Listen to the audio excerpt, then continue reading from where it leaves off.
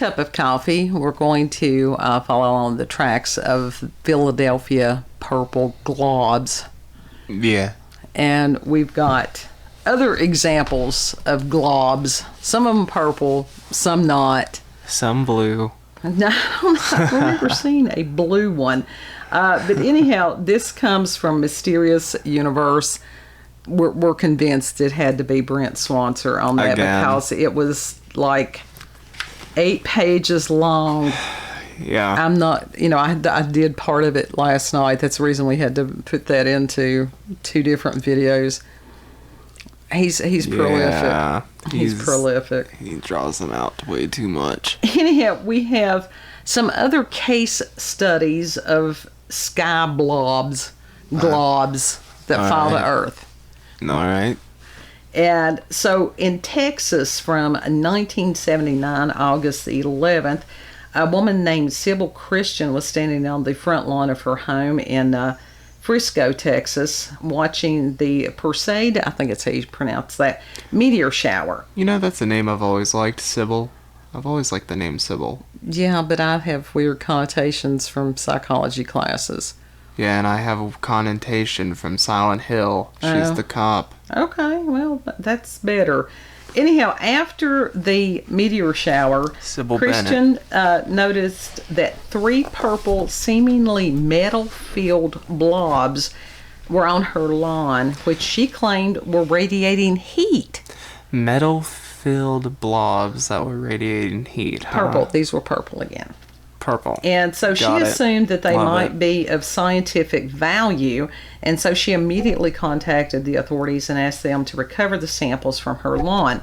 And before the police arrived, one of the globs had already evaporated. Evacuated, but 2 remained. Evacuated and evaporated at the same time. Exactly. Now, I don't know that the police would have been the ones to call on that. It looks like a university or somebody. Yeah, seems like it. Anyhow, it says the samples were collected and one was preserved for analysis by NASA. And NASA scientists concluded that the substance might represent an organic alien life form, but the very next day they recanted about this. Because scientists do what they do, or those who claim to be scientists do what they do. What are you going to do? It's just a ball of slime made out of glue and borax? They claimed that it was nothing more than industrial waste. And so that's bullshit. NASA geochemist Doug Blanchard spoke about the case. Quote, these blobs were found by Mrs. Sybil Christian on the front lawn of her home in Frisco, a farming town near Dallas. She described them as looking like smooth whipped cream, only purple. The blobs, which were about the size of a telephone and weighed a couple pounds apiece, that's a significant sized blob there. Yeah. Were warm to the touch and contained small chunks of lead. One melted away on the lawn, but police took the remaining 2 to the Hurd National Space Museum nearby. Well, the cops did good on that, didn't they? Yeah.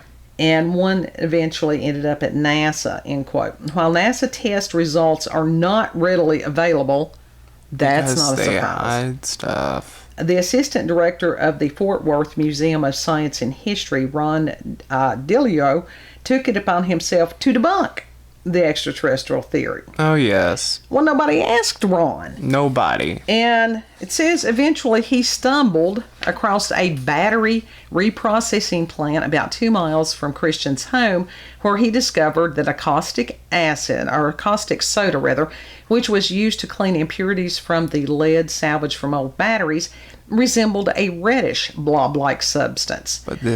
So Ron immediately declared the case closed, but that assertion seemed to be a bit premature. I'm sorry, I'm stumbling and stuttering all over the place. No shit, it was premature because it was purple, not reddish. Right. And that's exactly what Christian had said. When she was shown the industrial blobs, she concluded that they were not the same things that she had found on her property during the meteor shower. Furthermore, the blobs found at the battery processing plant were red and rigid as opposed to the soft, purple, pliable globs that she found on her lawn. It says, finally, the test that should have proved the purple globs were caustic soda came back inconclusive. No shit. So he was just already up in his feels and... Sure, because he was wanting to be seen, and so he was. Australia. Yeah, he was seen alright. He was seen as an asshole. Yeah, really. Australia, 1969, September the 28th. On this day, scientists collected more than 200 pounds of jelly-like material following a meteor shower over a city in Australia. And these scientists, later NASA, found amino acids, which are the chemical building blocks of DNA, within the substance. So, these examples of space globs are two of the many reported ones. But that one, could that have been the basis of an upcoming life form? It could have been. Now, these things have been around for many years, even as far as there was part of Poland in 1803 on January 21st that had, the people that saw it said that there was a whizzing sound and it sizzled above them. That's how low the meteor was. Yeah, that's a giant flaming ball of death from the sky. Yeah. And so some of them were brave, and they decided to follow the trail of flames until they actually found the burning meteorite. However, the next morning, the meteorite was gone and had apparently been replaced with a mass of glutinous material. We love that. Someone knocked over something in the other room. No, well, the cats. Yeah. Yeah, well, they're in here. This is why we prefer recording outside. Do you see the cat right here? I do see the cat. So anyhow, then New York in 1846, November 11th, observers claimed that an incandescent object crashed to Earth there at a part of New York, and eyewitnesses discovered what they described as a heap of foul-smelling luminous jelly, which was estimated to be 4 feet in diameter. Love that. And, of course, this jelly-like substance evaporated within minutes. In Massachusetts, December of 1983, there was a grayish, oily gelatin which fell on North Reading, and Thomas Grinley reported finding it on his lawn, the streets, and sidewalks. Ew. I would rather find the purple stuff. Yeah. In England, November 28th of 2001, there was an alleged incident that occurred in Manchester. Researchers were called to investigate reports of lights falling from the sky. And investigators found there at the scene, it wasn't. The sky is falling. It was not a meteor or the any kind of friction illuminated debris from a plummeting satellite, but indeed more gooey blobs. They didn't tell what color those were. Gross. Imagine if you stepped on one. Ew. Ew. Yeah, what would happen to your shoe? Squish.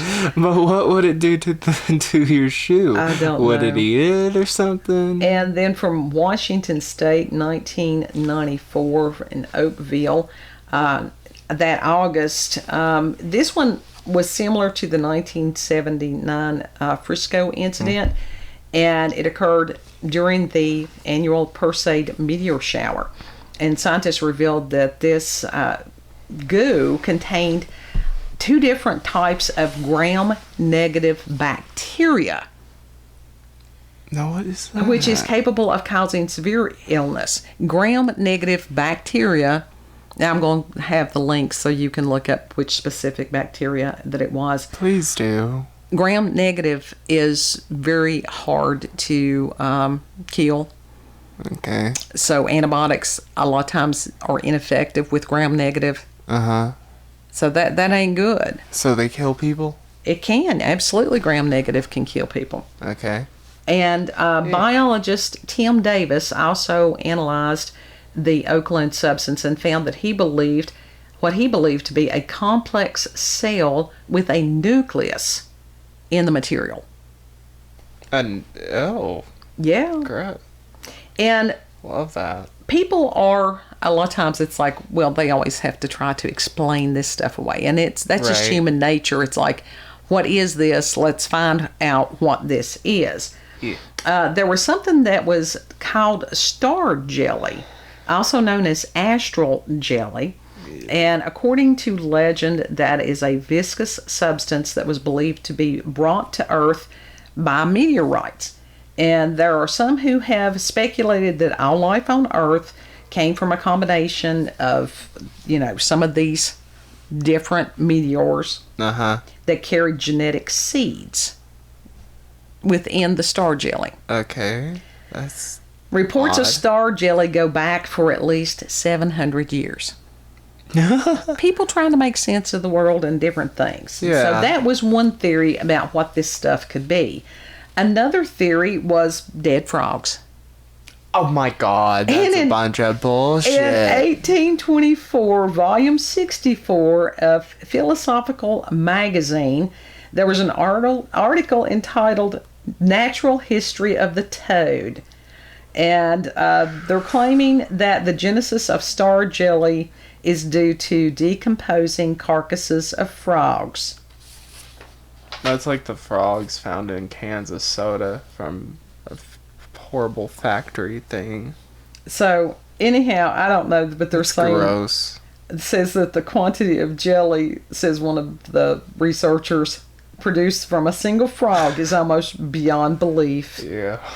Ew. And I'd hate to step on that too. I don't even know, how in the hell did they even get that? This last one is worse. It's worse. Now remember... How much worse could you get? It can get worse. Remember that the one in Philadelphia was 6 foot across. They are in circumference. So that's a good Right. sized blob. Yeah, so that's not a dead frog. Right. So this other theory, vomit. There's a difference between vomit and red goo. Well, and this Welsh geologist who was from Cambridge University in 1910 says that he saw a wounded gull discharge a heap of half-digested earthworms much resembling star jelly. To him. Mm-hmm. Right. I'll believe that when pigs fly. Well, now let me tell you something. If you can get something like that is 6 foot in circumference, that's a hell of a bird. Yeah. And that is... this last one is more plausible than the others, all right. which is atmospheric monsters. And Atmospheric monsters. these are, there are people that believe that there are these bizarre airborne animals which are said to live amongst the clouds. Descriptions of these outlandish creatures range from vaporous cloud-like beings to floating jellyfish to the multi-winged rods. Now, that's the one I think most of us are more familiar with. Yeah. To colossal, ovid, is that like oval beast? know. And that some of those have been mistaken for flying saucers, that they're that large. Yeah. Paranormal author Ivan T. Sanderson speculated that numerous UFO accounts might actually represent extremely low-density animals native to the clouds. And I mean, that would be interesting to see those, even Carl animals. Sagan got in on this. Okay. And he theorized that lighter-than-air astrobiological beast might be soaring through the skies of massive gas giants such as Jupiter.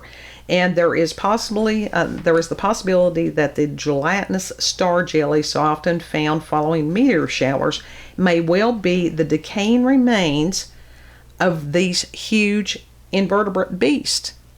Ew. That's not, I can see that. Yeah, that sounds more plausible than anything. But why would that one have metal in it? That's a good question. But Carl Sagan had some, he had some insight. And the fact that he even commented on this is something. Yeah. He had to be really invested in that to... There have been other crazy theories, everything from biological weapons launched against Earth from a technologically advanced species. All right. And then there's other ones that, think it could be mold, algae, It's none of those something things. else, regurgitation of or manufacturing waste. I mean, now some frog eggs can actually, when they're in clusters, can replicate the jelly. Well, Some jelly, but you can still tell they're frog eggs. Same Right. for fish eggs. right. And as far as the one from Philadelphia, where they said it was pulsating, and that they thought it looked like it was trying to climb up the telephone pole. That would have been horrifying. You know, it was just like, Beware of the blob, it creeps Yeah. and leaps. And so- across the floor.